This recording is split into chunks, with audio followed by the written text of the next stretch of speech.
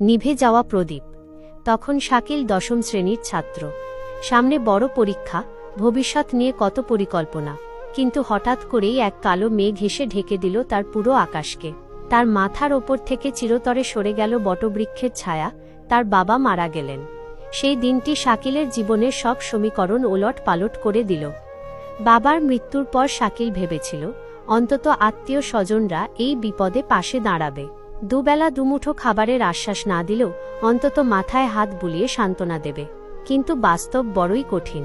কয়েকদিন যেতে না যেতেই দেখা গেল এক অদ্ভুত দৃশ্য। যে আত্মীয়রা আগে প্রতিনিয়ত খবর নিত, তারা এখন শাকিলদের বাড়ির ছায়াও মাড়ায় না। একাকী পথ চলা।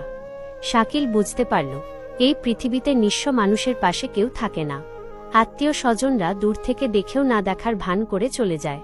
কেউ এক মুহূর্তের জন্য জিজ্ঞেস করে না, শাকিল, আজ তোদের উনুন জ্বলেছে তো? তোর মা কেমন আছে? বরং পাছে কোনো সাহায্য চেয়ে বসে। এই ভয়ে অনেকে মুখ ফিরিয়ে নেয়। দশম শ্রেণীর সেই ছেলেটি এক রাতেই যেন অনেক বড় হয়ে গেল। সে বুঝল চোখের জল মোছার জন্য অন্য কারো হাতের অপেক্ষা করে লাভ নেই। নিজের চোখের জল নিজেকেই মুছতে হবে। বন্ধু বান্ধব বা কাছের মানুষদের অবহেলা তাকে কষ্ট দিলেও সে দমে যায়নি। জীবনের এই তিক্ত অভিজ্ঞতা তাকে শিখিয়েছে কিভাবে একাই লড়তে হয়। নতুন সূর্যোদয়। নিজের কষ্টগুলোকে সে পাথর বানিয়ে ফেলল। অভাব আর একাকিত্বকে সঙ্গী করে সে শুরু করল এক নতুন সংগ্রাম।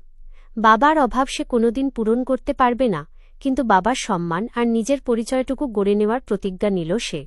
আজ শাকিল নিজের পায়ে দাঁড়ানোর স্বপ্ন দেখে সে লিখে যায় তার হৃদয়ের কথাগুলো। সমাজ আর আত্মীয়দের এই স্বার্থপরতা তাকে ভেঙে না ফেলে উল্টো গড়ে তুলেছে এক ইস্পাত কঠিন মানুষ হিসেবে।